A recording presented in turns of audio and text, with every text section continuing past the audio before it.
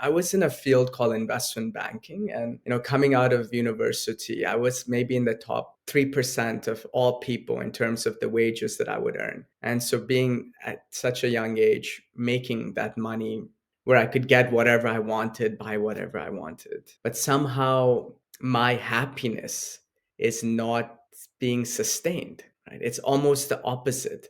The more I get, I find myself to be less happy. And it was actually getting worse and worse and worse. During this time that I was lucky enough to come across the book Autobiography of a Yogi.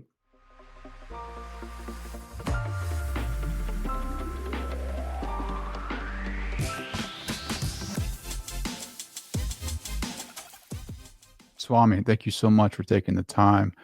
I listened to your podcast on Know Thyself with Andre, and usually I listen to him all the time on some of my commutes. And it was during a time where I mean, I've done a lot of research on Yogananda. So like things have come into my life or into my path when they need to. And funny enough, your episode aired and I listened to it. And it's special because it's not about it's about your journey, your path, but your path starts in the material world and not ends, but it basically transitions into the more spiritual world. I find that fascinating because me being in the material world, fully submerged in it with kids, 3 kids and tuition and all the things and the full-time job, 40-hour work weeks, like that transition to me is so fascinating that I had to have you on to talk about it. So thank you for taking the time. Thank you. Looking forward to the conversation. Sure. I guess let's just start there, man. Let's give some context. Like where were you prior to your current position as a Swami? Yeah, so I was born in South India, but I grew up in the United States. So I would say my background, even though I am Indian, I am very much Western as well. And so I went to university, I graduated, started to work in finance, and I think I became quite successful in that field. And I always like to share that there's a joke that you can win the rat race, but at the end of the day, you're still a rat, right? So this idea of, okay, I can be successful, I can have all of the things in the world, but somehow my happiness is not being sustained, right? It's almost the opposite. The more I get, I find myself to be less happy. So there's a difference between material gratification, which is like, I like an ice cream, I eat it, I feel some joy from it, and a joy that comes from living a life filled with purpose. And that joy we call ananda in Sanskrit. So even though I had this material happiness and gratification, and because I was successful, I could get whatever I wanted, that deeper ananda or joy from living a life of purpose was not there. And it was actually getting worse and worse and worse. And it's during this time that I was lucky enough to come across the book Autobiography of a Yogi, which is a really beautiful book about a great saint named Yogananda, who came to the United States and started to teach something called Kriya Yoga. And that book just changed my entire perspective on life.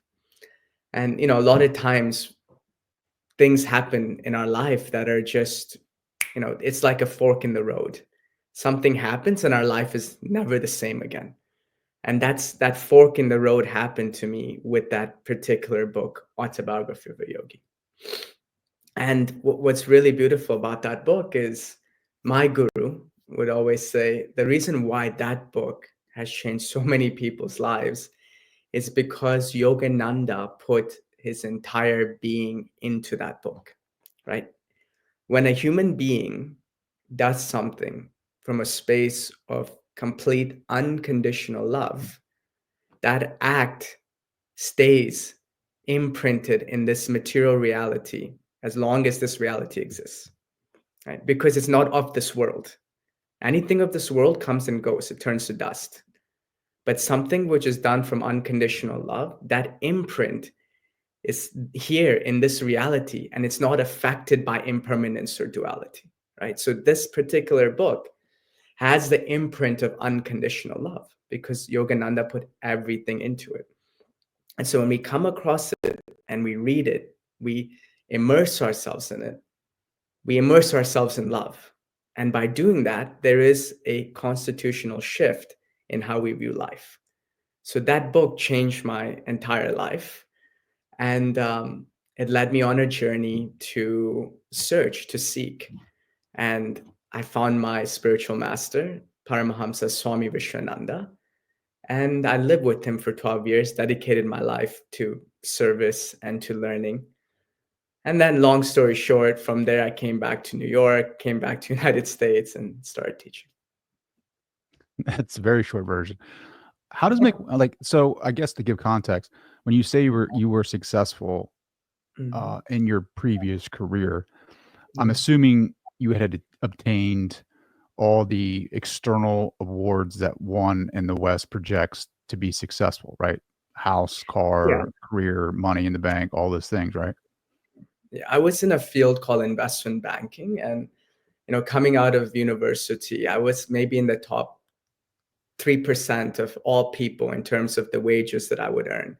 And so being at such a young age, making that money, I would constitute that as success in the material reality, where I could get whatever I wanted, buy whatever I wanted.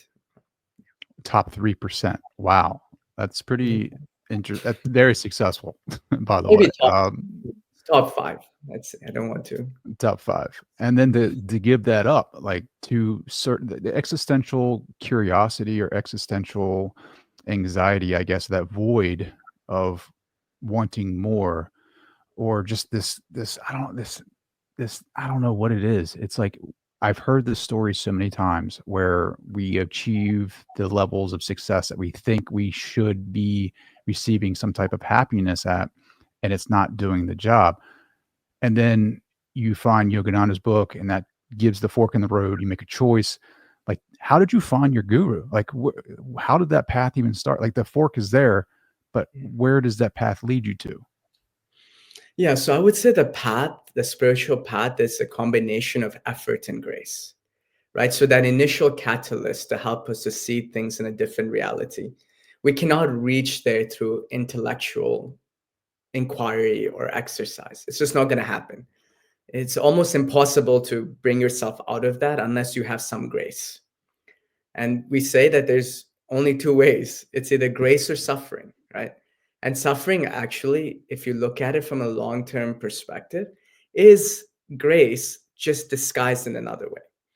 And so for me, there's no way I would have shifted my consciousness unless there was some external grace that came into my life and shook me up, right? And that's the beautiful thing about saints and yogis and spiritual teachers and teachings. They're like keystones in a game, right? Where you come across it and it's just like you open it and it recharges you somehow, or it shifts you in some way. Like, so there's like these hidden keystones of these great beings that in this reality that somehow we randomly come across and shifts our consciousness. And so that's really important to understand. It was not an intellectual exercise. It was not anything from my perspective. If anything, there was a curiosity. And the curiosity led me to the book. And the book was the change that allowed me to move forward. And without that, I never would have in a million years ever done that. That's why I always hold that book in a very sacred way. Sure. Well, I guess my point is like you find the book changes that consciousness of like, oh wow, there's another way of being. But as soon as you make that decision, does the guru show up? You know what I mean? Like, does it Yeah. just show up, or like, how did you get to the guru? Yeah. So from that perspective, when I finished that book, I just could not eat meat or drink alcohol anymore. Right? I just couldn't do it.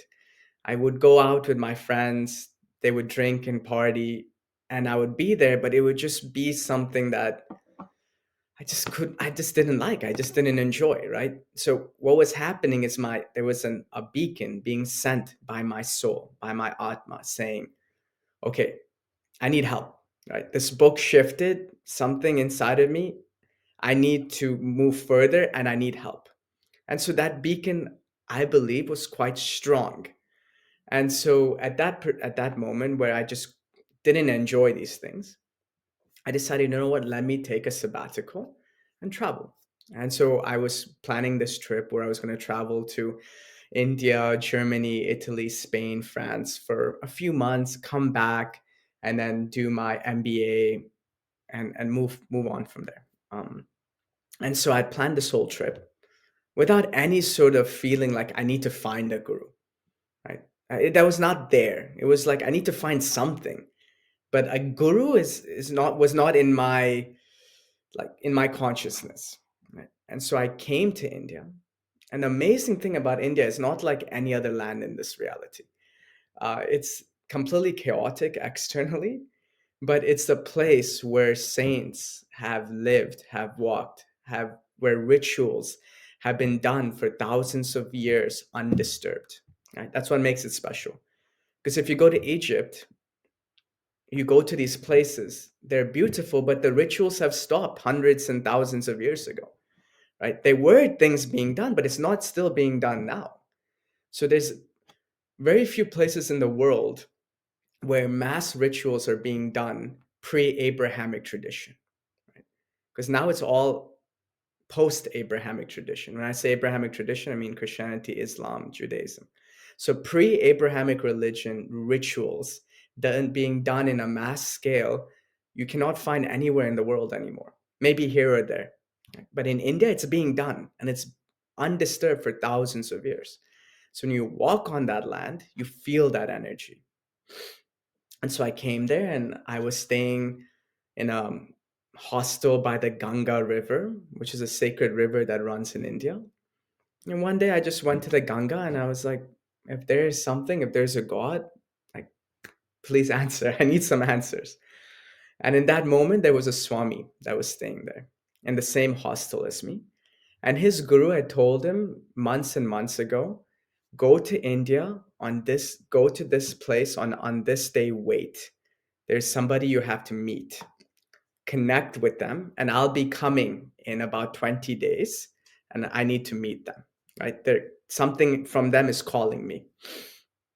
And so the Swami was there, didn't know who he was going to meet, what he was going to do. I see him. We immediately make this bond, this connection, and we start speaking. And in that conversation, he starts speaking about his spiritual teacher. And as I'm hearing about all of these things, my heart starts to burst open. It's almost like just like somebody put a dynamite in my heart and lit it, right? That's how it felt. It just burst open. And I felt this incredible amount of the surge of love, unconditional love. And I told him, like, what's happening to me? Like, why do I feel this? He said, I don't know. It's maybe because you heard about this master, this teacher who's coming. I said, okay, I have to meet him. So I canceled the rest of my trip and I just waited for him. And 20 days later, he arrived for something called the Kumbh Mela that happens every 12 years and every 144 years. So I randomly found myself in this time. I met him and he says, what do you want with life? That's the first thing he asked. What do you want? I said, I want to be happy. And he smiled and he says, don't worry, you will be happy. He said, join me for the trip for the next 10, 15 days. And I said, okay. And this is the thing, right? I had to make that effort to say, I'm just going to do it. Because if you intellectualize it, it's weird. I'm meeting some random person in India and I'm just going to go off with him wherever he says, right? Most people are not going to do that. So that effort had to be there from my side. Even though I had all of these beautiful feelings, I still had to take that step. And so I spent 15 days with him, had an amazing time. You know, being around a master is like it's like Disney World for spirituality. It's like, you know, you take your kids to Disney World. That's what it's like from a spiritual perspective, hanging out with an enlightened being. And from there, he invited me to come with him to Germany, where his headquarters is, where he lives. And then I went there and I was only planning to stay there for, you know, 2-3 weeks. And then from there, things transformed, things shifted. And 2 weeks turned into 1 year, 2 years, 7 years. And yeah, life just continued that way. And I never Wow. came back to the United States. What were your friends and family saying about this transition? Well, my mother was not happy with it, obviously, because she didn't know the context of what was happening. So just from an external perspective, it seems crazy, like I joined a cult or something. And also my friends, because most of my friends were Western.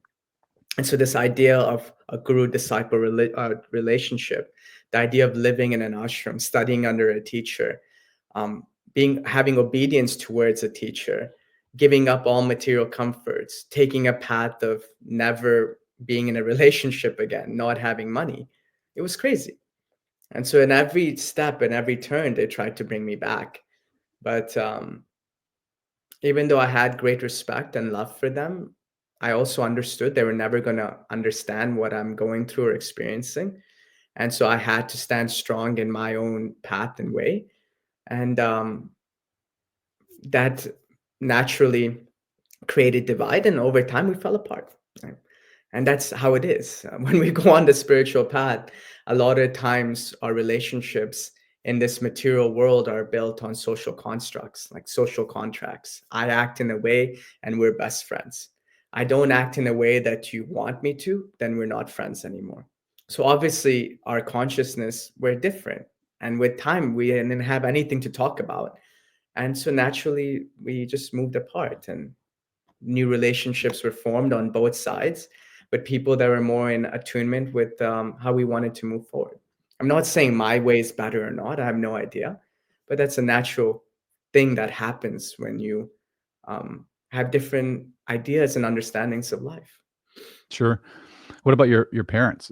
Did you rekindle that My relationship with them? So my father passed away when I was very young, so it was just my mother, and I don't have any. I'm an only child, so somehow the divine already planned it in a really nice way. But the only hurdle was my mother, and at first she was not happy with it, and of course, mothers want grandchildren, and they want those things. But after 7 years or so, when she saw how dedicated I was to this path, how much purpose I was having in what I was doing, um, she understood, and that's not a mind thing. And people think like, oh, I'm become spiritual, and I look at somebody else and I say, oh, you don't understand, you're stupid, you have no idea, like, come on, why don't you get it? It doesn't work like that. It's if you do something for years and years, then the person on the other side will just naturally understand, yes, this is what they want and this is a life they want to live. And then mutual respect and a feeling of love comes. So with my mother, I was never going to convince her with my words. But over time, the transformation also changed her. She became deeply spiritual. She started to do the practices every day. She cut out a lot of things in her life that wasn't serving her. So it was a benefit to everybody involved, but it took time. Sure. I guess if you're yeah, 7 years will definitely show commitment for sure. Um, Right. that's cool though that it affected her too. It had like a reverse effect on her to where now it affected like positively affected her spirituality to where she's picking up different protocols Yeah. or And daily routines that are helping her evolve consciously too. I think that's great. It's like the yeah, and I ripple think, effect. that's the thing. Many people think like, I need to change somebody. Like, it's almost like when you become a physicist for the first time, right? I need to change somebody. Like, it's almost like when you become a physicist for the first time, right? You have a strong view. There is a God, there is no God, right? Like when you're young in the physicist time. But as you become a physicist for 20, 30 years, if you ask them, they'll say, actually, I have no idea. I have no idea if there's a God, if there's no God, right? But the young physicists, they take a claim like there is or there isn't, right? But with knowledge, you start to understand reality works in a way that is beyond the understanding of the mind. And so in the early stages of spirituality, we want to convert everybody. We want to tell everybody about all the great things that we're doing and how amazing we are. But people are not stupid, right? They see that okay, this person might have received something, but who knows? Like maybe in 1 year they're doing something else, right? Many monks or many people take initiation as monks, come to the ashram, and 3 years later they leave. And like this whole thing, I become a monk for 2 3 years, I leave and write a book about it, which is foolish. If you really want to do that, you have to live a life at least 12 years before you can really say I'm living this life. And so the best way to inspire anybody is just to consistently aspire to what you are teaching and what you are living and the path that you are walking. And the more and more you climb into it, the more and more you embody it, just that alone will transform everybody around you. It's like pouring water on a tree. When you pour it on the roots, the leaves and the branches are also going to take a benefit from it, right? So in the way, when you change, the whole world will theoretically change because of the energy that you vibrate. Is there any part of the old world that you miss? Oh, well, the thing is, I mean, the whole world, like if I want to have a pizza in New York, I'm going to have it, right? It's not like, uh, I also tell people to be spiritual. Yes, we've taken certain vows and we're strict to it. But it doesn't mean that we can't enjoy life, right? Sometimes I'll have a pizza if I want. The only difference is now I'm not attached to it, right? Mm. If I don't have the pizza, if I have a pizza, it's irrelevant. But I'm gonna still enjoy certain things if they don't, let's say, break my vows directly.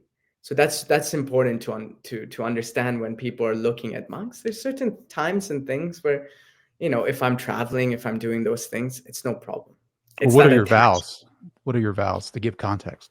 Yeah. So the vows are celibacy, no, not getting married, not eating meat or taking substances that affect the mind, no money or personal assets, right? And a life of service. So those are the main vows that we adhere to. So if I'm traveling, those things, it's no problem. But if we're speaking specifically about things that I've taken a vow for that I cannot break, do I miss any of those things? Um, I would say, in the beginning, when you become a monk, like imagine this is like a line, the start and the end. The end being living a life of unconditional love, and the beginning being identified with material reality completely, right? So when you become a monk, you're trying to move towards this end goal, just like everybody that's also living in the world. But the way a monk does it is by externally renouncing. Well, somebody like you who's a householder might not externally renounce, but internally try to detach, right? So we take a very extreme route towards the path. Both will lead us there. It's just about your natural feeling and what you gravitate towards.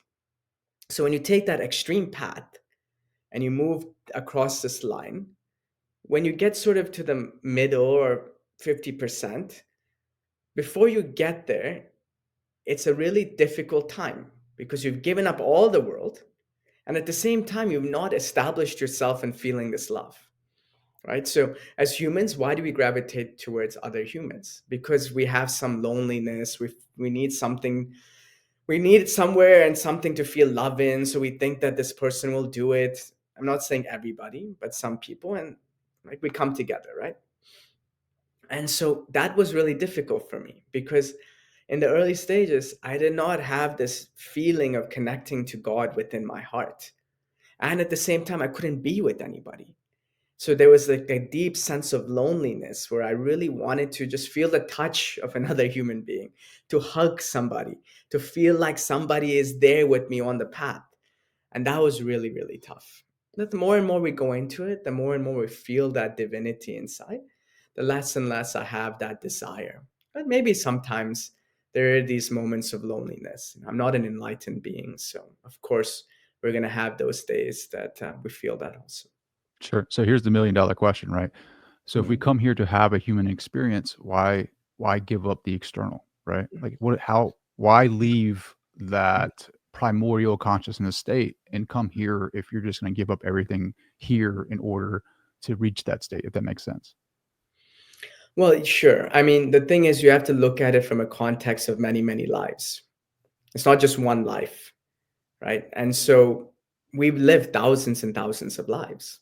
And there are certain humans that have certain karmas or experiences where they've lived those intense lives. And in this life, they're like, okay, I want to experience, this is also an experience living the life of a monk, right? Don't look at it like living a life of a monk is not an experience in this material reality. It's also its own unique experience. And it's also very beautiful to live that life, to live that life of living in a monastery, traveling, teaching, but not having. So it's a very beautiful experience also. And so why and who chooses it? It's all based on one's destiny and what the soul wants to experience in this reality. And what I always say is that if you're a monk or not, you still have to enjoy life. You shouldn't be a robot. Monks cry if something happens that is sad.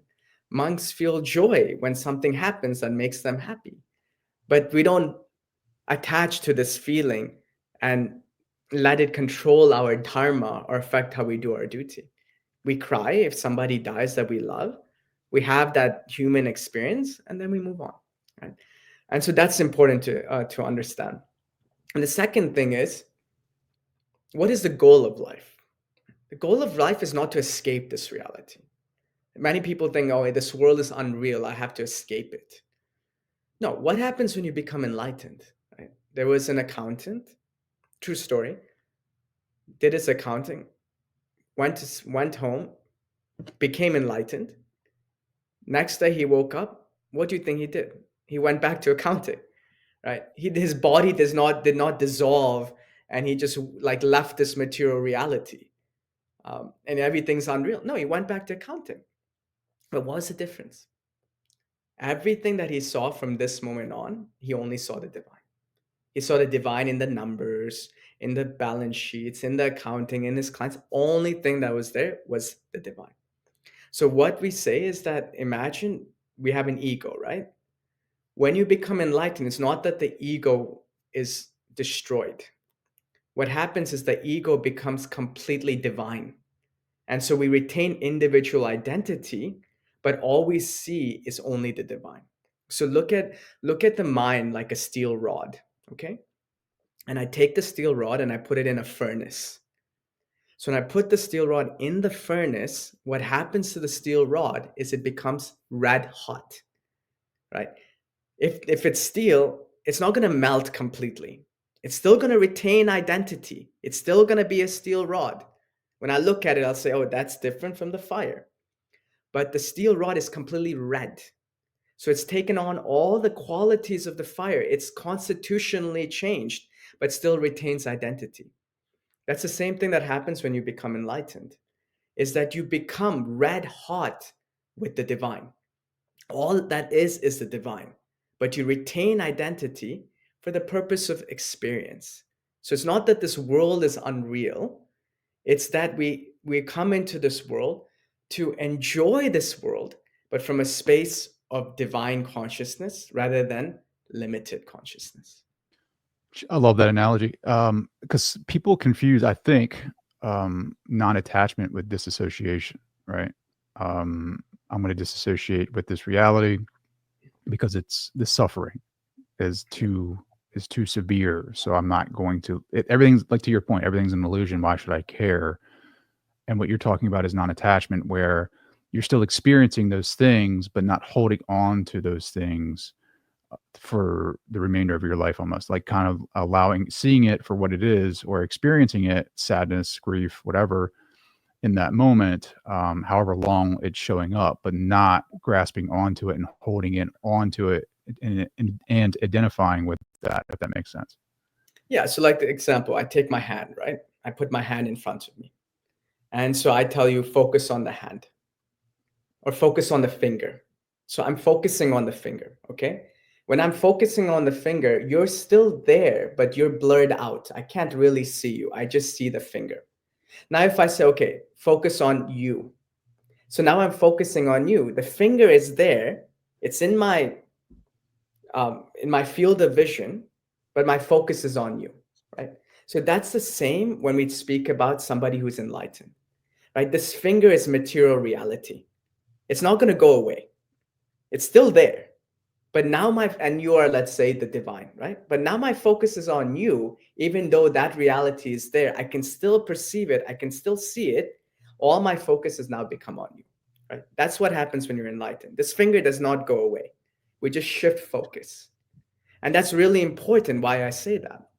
Because when you become spiritual, many times people will say, you know what, I'm going to go to Bali and hang out and drink margaritas, and who cares about material reality? It's all unreal, whatever. Right? That's foolish. Right? That's like you saying, I'm spiritual, so who cares about my children and my family? I'm just going to leave them and go away. It doesn't make any sense. So what we say is, imagine you have a mango tree. Okay. Now, if I tell you, take care of this mango tree, and the first mango that comes out of it, you're not going to eat, then you're going to say, what's the point? Who cares if, right? So you can say, like, I'm detached. Who cares if it's good, it's bad, whatever. Right? But if I tell you the first mango that comes, you're going to give it to the person you love the most in this world, then you're going to actually give everything into it, right? You're not going to say, this is unreal. I'm not attached. I'm not eating it. Who cares? You're going to say, no, this is going to be given to somebody I love. And so I'm going to give everything into it, right? And that's real spirituality, is when your focus is on the divine, right? When you shift your focus from the finger to the divine, you still act in this world, knowing everything in this world is divine, and you give 100%. You see God in your children. You see God in your duty doing the podcast. You do it in your 9 to 5.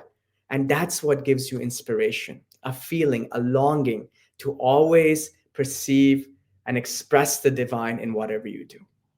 That's pretty powerful. I think, yeah, because a lot of it, and I heard you say this on Andre's podcast, where we become transactional in our everyday lives, instead of what you referred to as a gambler, which I really liked, because I find myself doing that sometimes, where I do things and expect like a reciprocity almost of, all right, if I donate to this charity, or if I do this, I'm expecting something good in return. And I think we all do that. I should be giving, in my theory, I should be, I mean, look, this universe is cause and effect, right? Like, I used to think that if I gave money, I would receive money.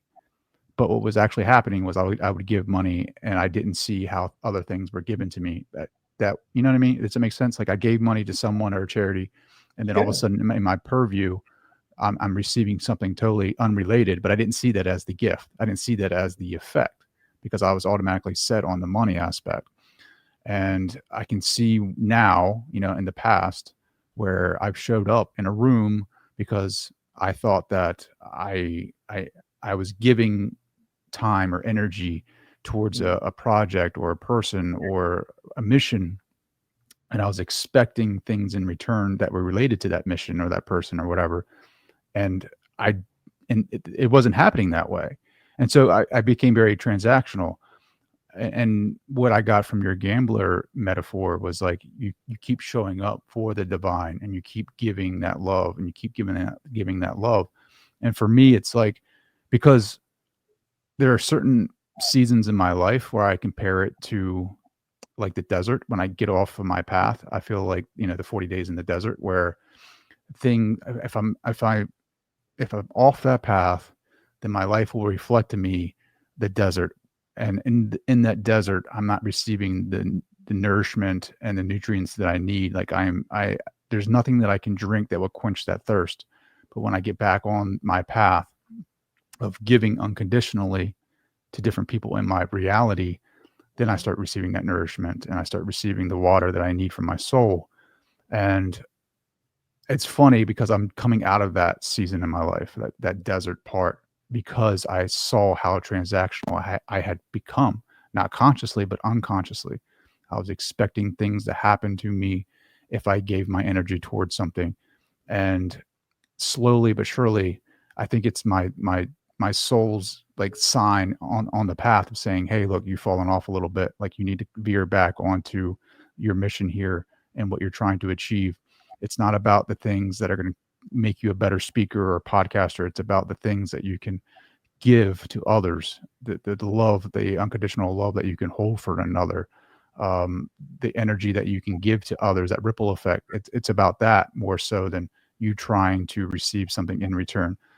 And I say that because the gambler metaphor really helped me bring me out of that. If that, you know what I mean? So thank you for that insight. What are your Just to add thoughts? on that, what I would say is like, okay, this glass of water, let's say it's a dollar bill, okay? The dollar bill has a certain energy to it. Now, if I give it to you from a space of the ego, then it becomes transactional. And I say, okay, I give you this, the money has a material energy to it, and I expect something in return that has the same equivalent material energy. But we also don't know all of the things that we've done in the past. Maybe I've given who you're giving this dollar bill to now, they gave you $1 billion in a past life, right? So now you have to give it 1 billion times before your karma is balanced. It's not just whatever you do in this life is not just happening in this life. So now if I give you $1 and you don't give it back to me, now I'm sitting like, my life is terrible. I don't get this dollar. I'm miserable. Not knowing that he might have given you $1 billion a life before, and it will take you 1 billion lives before it's finished, right? So that's transactional, and that's living in a world of the mind and the ego. Now, I have the same dollar bill.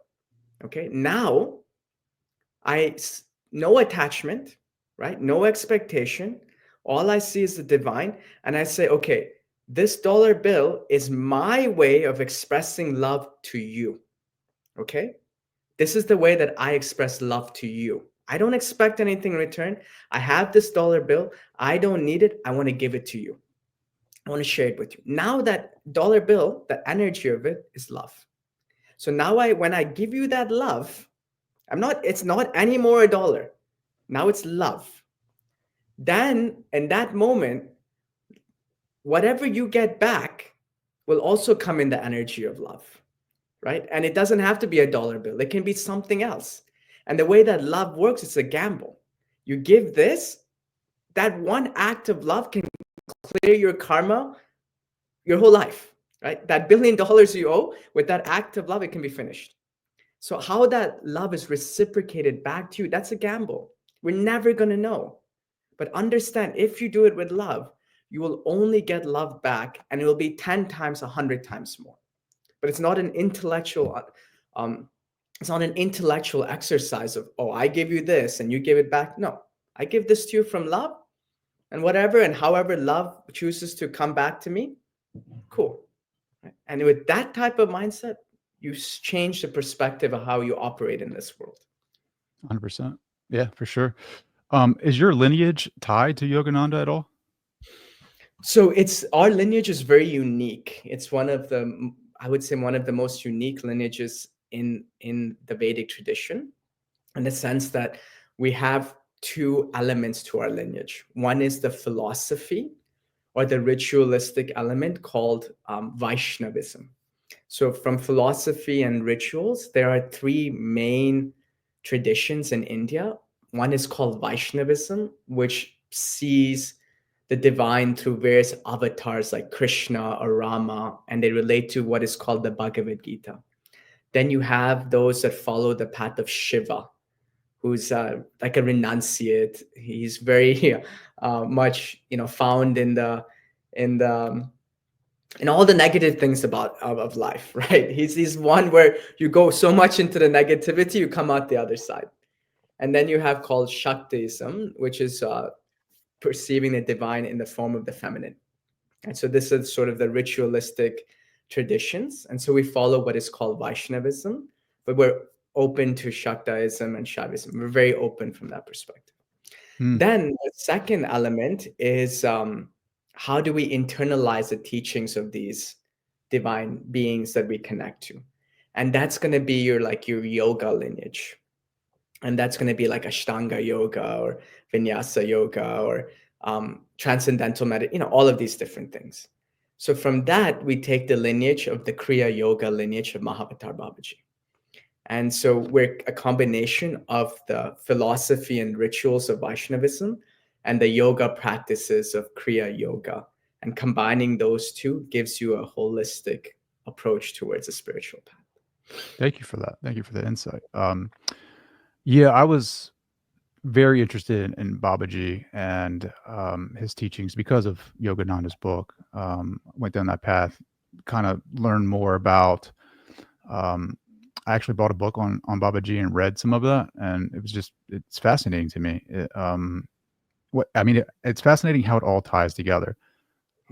I've recently been reading Gnosticism literature and how it's just I've never, I was a hardcore Christian growing up. I was a Methodist and then converted to Catholicism. And I wasn't fundamental, like a fundamentalist, but I was very close to that. I was very conservative. The more that I get into my spirituality, the more that I'm open-minded and curious about other religions and other sects of Christianity, and even the ones that they considered cults. Yeah. Like there's the Nassenes is a cult, a Christian cult, early cult that I've been reading about, and they talk about they basically held the serpent snakes in high regard. They actually considered them to be Christ. So like when you look at the Genesis story, when Adam and Eve are in the garden and the snake comes up and basically gives Eve the fruit of wisdom, that is actually a representation of Christ, giving Adam and Eve knowledge of their true essence and frees them from the garden, actually, essentially. The God in the Garden of Eden is the demiurge, and they finally have this knowledge and wisdom, and they realize where they were living was false and an illusion, and which I find fascinating because Babaji is associated, I think, with Nagas, right? Is that correct? Sure. I mean, there's different elements. I would say Babaji is associated with the snake because the snake represents time. And so we see a lot of times that the snake sort of is eating itself. It's just this idea of time being circular. And so every enlightened master is associated with the snake because it symbolizes that they are beyond the effect of time. They're beyond the effect of material reality. So that's why Shiva you see with the snake. You see sometimes another element in Hinduism called Narayana who's sitting on a snake. It's to show the power that the enlightened master has over the wheel of time.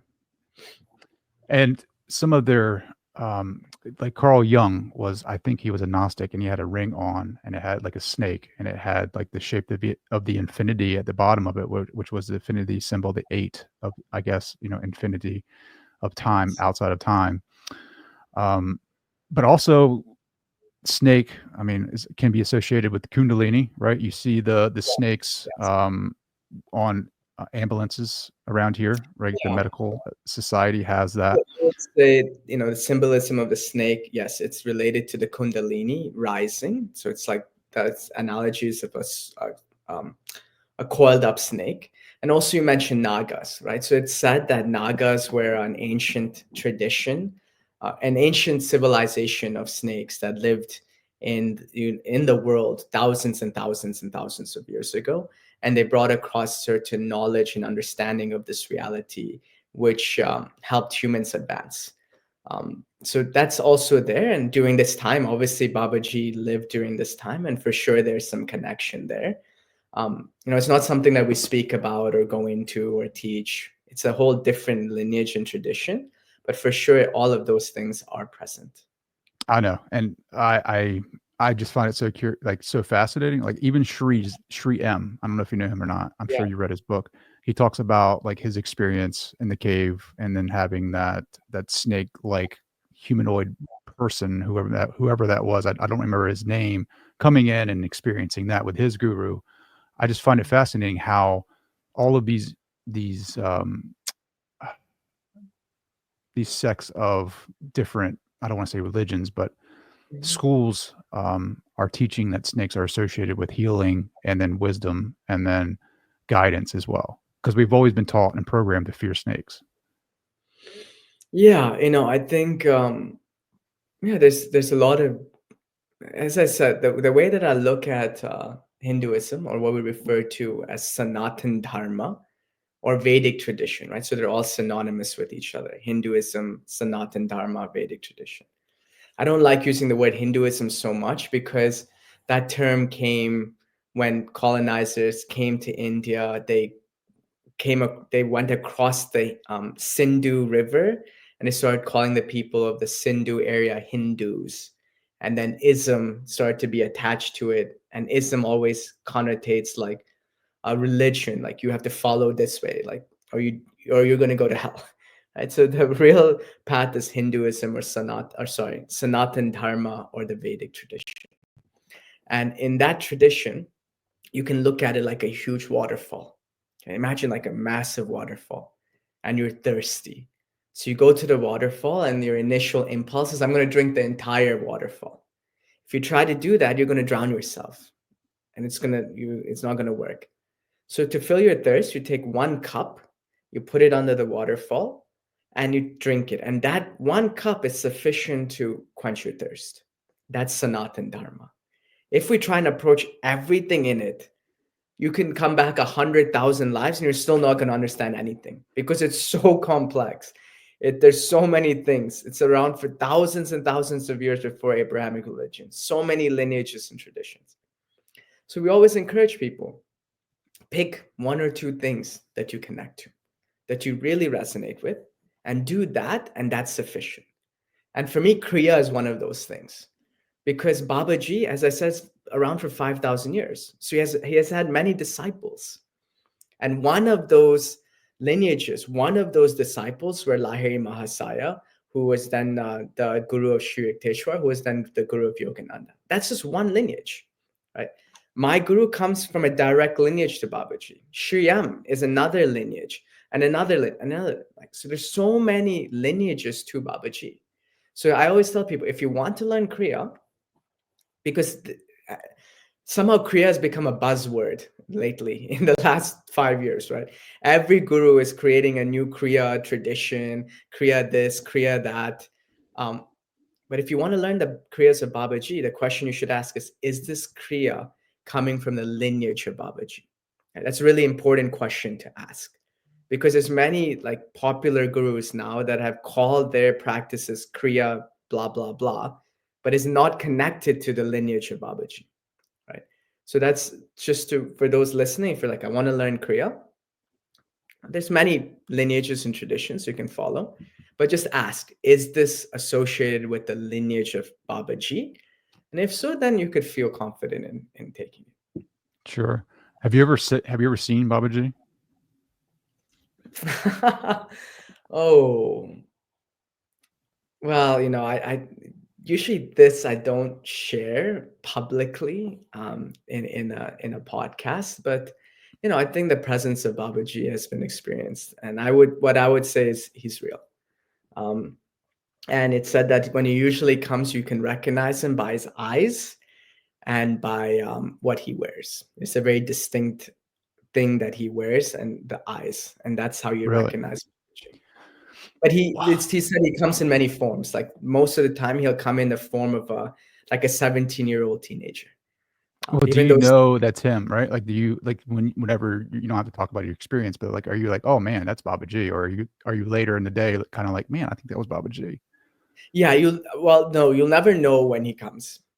Like that's the thing, right? You'll never know. Even like an enlightened master, sometimes he'll appear to an enlightened master, and the master will not even know. Right? My guru was saying he's a direct disciple of Babaji. He said, one time I was just sitting in a subway in the UK, and he was going somewhere, and this homeless man came up to him and started yelling at him and saying all of these things, and my guru was like, "What's happening?" And then eventually it's like, "Oh, you're Babaji." And the moment he did that, the man just stopped and he became silent, and he smiled at him, and then he left. So yeah, Wow. sometimes he plays these games. Right, and what do you think those games are for? Just kind of waking you up a little bit from the dream, testing you to see like where you're at? Yeah, firstly, it's to help us to remember that everything is divine, right? Even the homeless man, even everything that you perceive, the understanding should be everything is divine, the good and the bad. We should always have that mindset, right? To never forget that. And the Sure. next thing is sometimes, he'll come in ways where there's a certain mission that he has to do, and a certain, like for Yukteswar, he had come because he wanted him to write this book about how I believe Christianity and Kriya were very much similar. So he does those things, and for most of us in the world, we're never going to have that grace to meet him. But if you do, or if you feel his energy or his love, know that Kriya Yoga is something that is connected to you. I Mm. remember when I was first initiated into Kriya Yoga and I received that energy transfusion, I would sit for just long period of times meditating. And this was before I met my guru, because as Swamis, we can also initiate directly into the lineage. And so the Swami initiated me, and he called my guru. He's like, this person, he's just always meditating. Like, what's happening after the Kriya? And my guru said, oh, he's been doing Kriya for 5,000 or hundreds and hundreds of years. And it's just reloading inside of him. So if you feel drawn to the book, to Babaji, know that the Kriya is something that you practice for many lifetimes. And it's really important that you become initiated in this life and continue the journey. Um, that's very, very important. Try and find a way to get initiated, because that will just catapult you on your spiritual journey. Because, even the Kriyas, hundreds and hundreds of years ago, Babaji was meditating in the Himalayan mountains. And at that time, to learn Kriya, you had to give up everything. And you had to go into the mountains and you had to pray and hope you find Babaji. And then you surrender completely and you take initiation, right? And there was a guy that climbed the mountains, got up to where Babaji was, and he said, "Initiate me into Kriya." And Babaji said, "I can't, not in the condition that you're in." He said, "If you don't do it, I'm going to jump off." He said, "Okay, jump." So the guy jumped and died. And then Babaji told his disciples, "Go get him." So the disciples went, brought him back up. Babaji revived him. He said, "Okay, now you're ready to receive Kriya." So it was that intense. It was not like a joke to receive Kriya at that time. But about 100, 200 years ago, when he was meditating, he had, when I said, when you're ready, there's a beacon that comes from your heart, from the soul. So he heard many beacons from the West, many great souls incarnated in the West. And so he knew, okay, this Kriya has to go there. And so that's how he contacted Lahiri Mahasaya, and he told, your disciple will be the one that I've chosen to go and plant the seeds. And Lahiri Mahasaya said, okay, what is the requirements to give them Kriya? And Babaji said, well, they have to be willing to give up all their money and whoever they love to me. And Lahiri Mahasaya said, well, that's never going to happen, Guruji. Like, there's no way people are going to do that. They said, okay, fine. In that case, give it to whoever is sincere. So many people think like, oh, I just randomly learned Kriya, or I just heard of it. No, there's some sincerity in your heart, some longing that's bringing you towards it. And when it's there, take advantage of it, and you'll see that your life will transform. Yeah, I mean, when I heard that story of in Yogananda's book where the guy had to jump off a mountain and basically end his life, I Yeah. was like, man, that is an intense initiation. Like to have that faith and that he's actually the guy that has Yeah. this ability or he has this spiritual consciousness, like to be around that, like you have to have a lot of faith in that. And I think in the Western mindset, I know for myself, I'm not speaking for every Western male, but I think there's such a wound around masculinity or men in general. Like I feel like there's almost like an abandonment Yeah. of there's some type of void in that connection with other men. Like there's a trust issue. So Yeah. I think like there's automatically like I don't know, like kind of a defense when we Yeah. talk about gurus or guys with these abilities because it's like, man, I don't, I'm still trying to heal my wounds from not Yeah. being accepted by my father, and then I gotta listen to this guy who wants me to jump off a mountain, like Yeah. so. I think there's a natural hesitancy in the West, if that makes sense, just because of our trauma that we have with rejection. I mean, think about it: silence from another Mhm. man automatically in our minds means rejection. So like when I Mhm. send out a text to one of my boys and I don't Mm. hear back from them, I'm like, man, this guy doesn't like me anymore. You know, like there's so much that is just inside of us that we need to heal. But to your point, I think there are a lot of lights shining from very many sincere hearts that are thirsty for this knowledge and wisdom, because our Western mindset, our Western materialism isn't doing it. The white picket fence dream isn't doing it. I know for myself, when I can connect with something outside of myself, I shouldn't even say that. When I can connect with that inside of myself that is connected to the all, I feel satisfaction. I can't even describe it. It's like I want to feel that all the time, and then I have to open my eyes and step into reality and move through this space. But the more that I go into that inner world and that connection, the more that I can have more compassion, because I know that my fellow brothers are experiencing the same things that I am. Yeah, no, beautifully said. Beautifully said. I think it's you know, it's a combination of what you said and also a lot of, let's say, fake gurus, right? That have taken advantage of people, and you hear stories about it. But at the end of the day, you can't throw the baby out with the bathwater. You- the darkness of the human heart is not monopolized to like one tradition, right? As long as we've not realized love, there's the ego will always manipulate whatever practice for its own good. That's not that the practice is flawed, but it's just the human understanding and how they interpret it. And so because of that, many people are afraid, and I don't blame them. And so that's also going back to the idea of gambling, right? But if you feel something in your heart, if there's a natural feeling of your heart expanding, if there's some tears flowing, if there's a natural feeling of the head bowing down in humility, then know that you're around the presence of a teaching that can help you. And at that point, you have to move forward. Because in the West, this idea of being a servant to a guru, it's very weird, right? But in the Eastern tradition, it's there. It's been there for thousands and thousands of years. That's how it works, right? If you go to an ashram, you're gonna have to listen to a swami or a guru or a master, and you're gonna have to do what they have to say. And that's just how reality is. That's the only way to let go of the ego that is holding on to how it thinks things should be done. And so you're never going to get away from that. But I always tell people, the idea of, oh, I don't want to be a servant. Well, guess what? You are a servant. You're a servant to material reality, right? Every time something happens in your life that you don't like, you suffer. And that suffering becomes you've now because you have become a slave to material outcomes.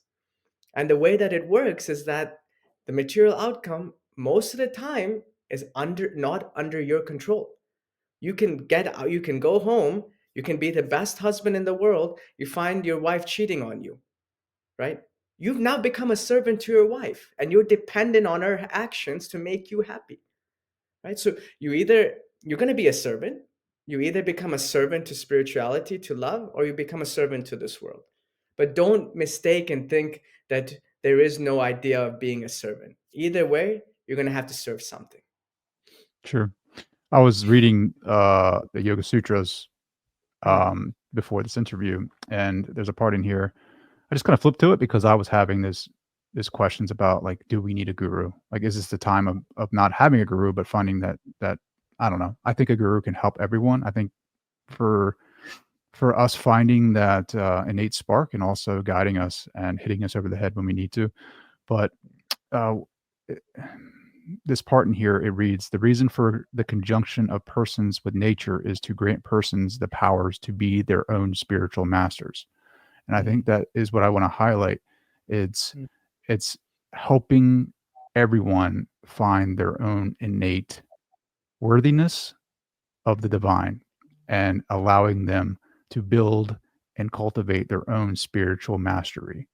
That's what I love about the traditions. That's what I love about the lineages that you're associated with.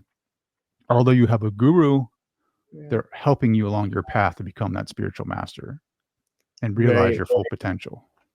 exactly. Exactly. That's a very important thing to understand for those listening. We have, when we greet each other, we say Jai Guru Dev. Jai Guru Dev means I recognize your inner guru and I bow to that.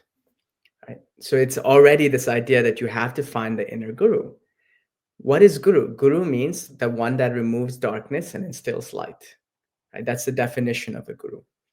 And so, as I said with the analogy of the steel rod, at some point we're going to have to become divine ourselves. When we become enlightened, we become divine. Right? So that inner guru expresses itself. The guru is non-different than grace of the divine. Right?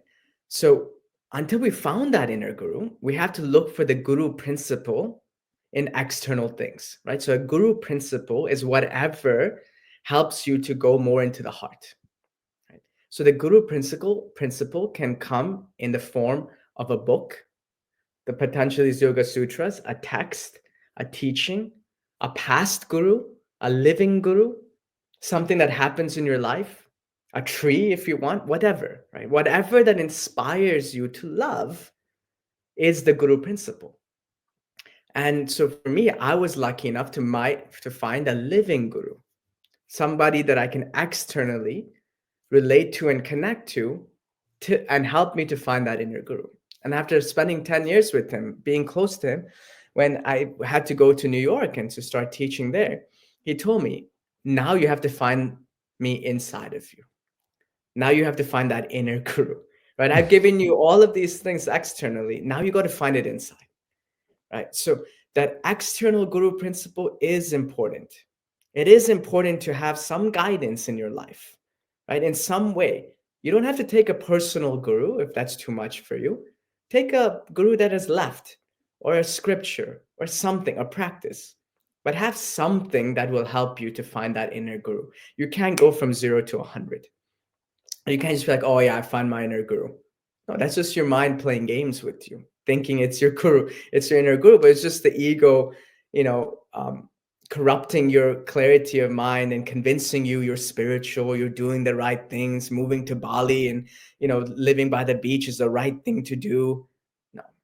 Sometimes you need somebody to hit you over the head and say, hey, you're being stupid. Come on, let's go. Right? So both are important. I love it. Have you witnessed any of the cities that some gurus claim to have? Yeah, so siddhis are ways to manipulate material energy. And so the more and more you rise in consciousness, the more and more you're able to do that. And so that would be like a miracle, right? When you manipulate the laws of material energy, that's a siddhi or a miracle, right? They're interchangeable. And so when you rise in consciousness, they will naturally start to awaken inside of you. But they will start to awaken even though you might not be fully enlightened. That's really important to understand. You can have a siddhi because of certain practices that you're doing, certain energy that is rising inside of you. But a siddhi does not equate to enlightenment. They're like playing a game, right? As you're moving more towards the goal, you receive certain things that support you. So siddhis are there originally to help to support you on the path and help you to serve more in this world. And that's how a siddhi should be utilized, to help in service.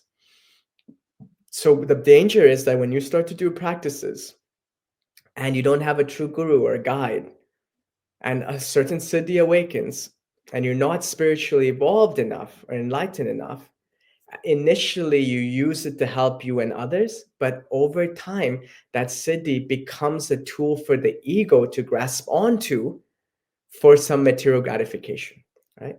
So I can walk on water. That could instill faith in others.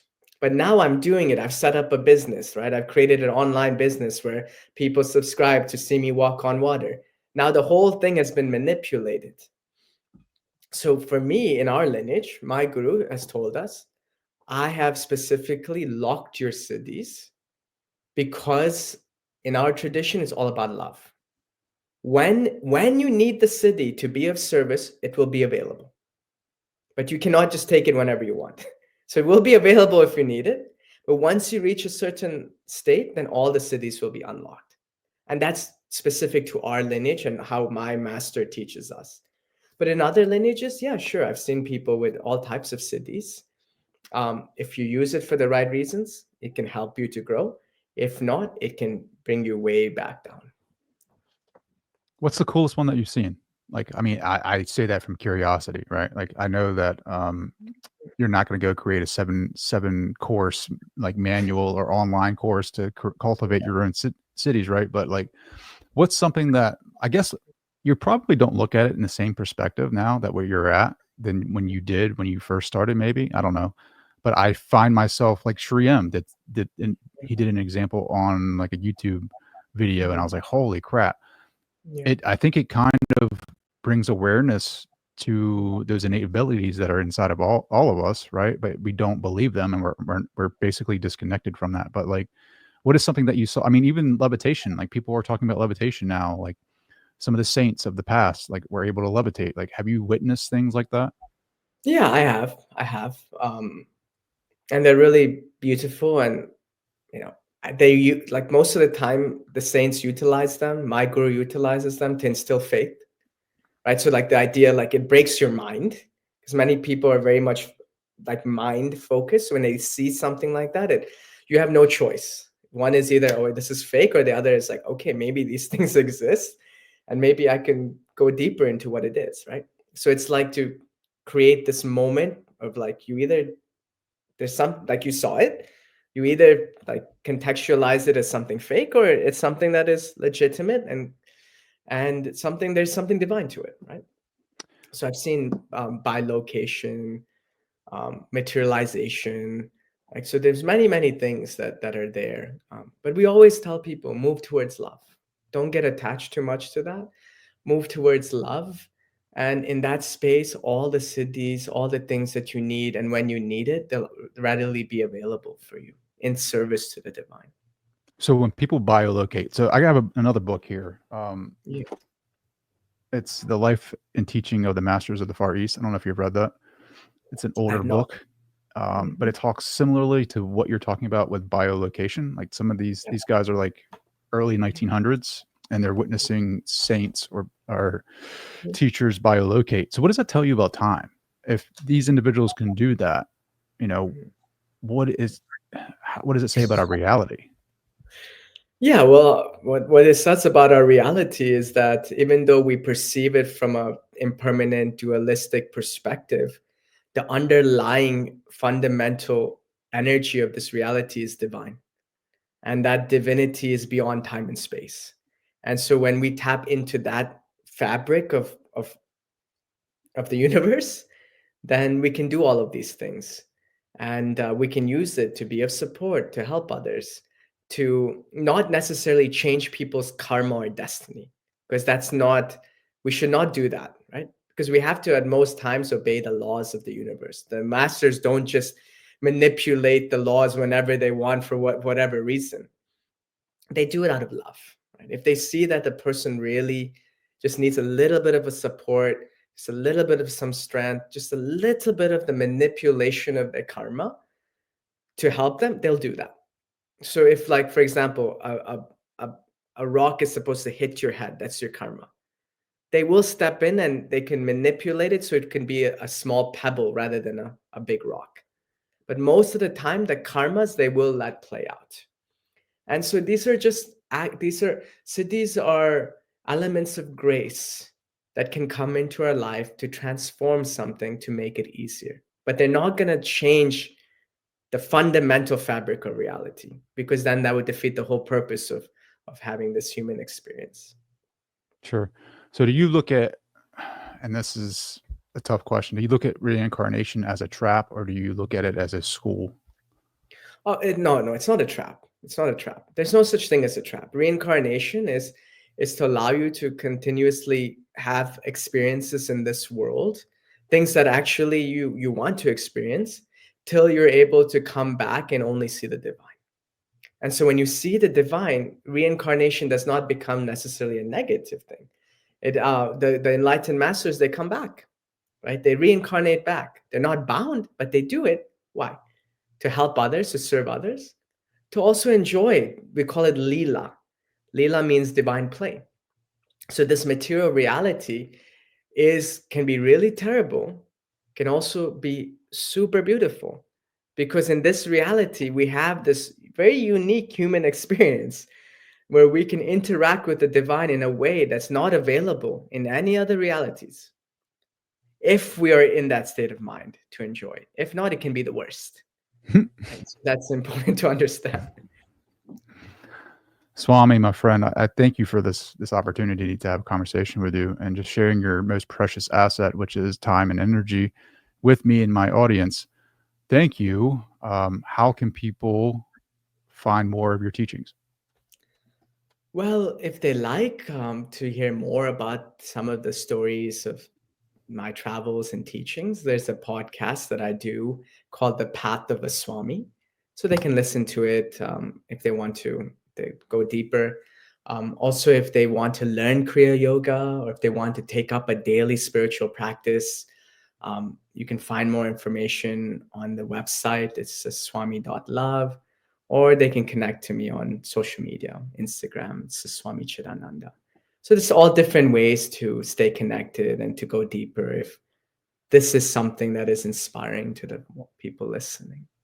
I love it. Swami, thank you so much. Thank you. Om Shanti Shanti Shanti.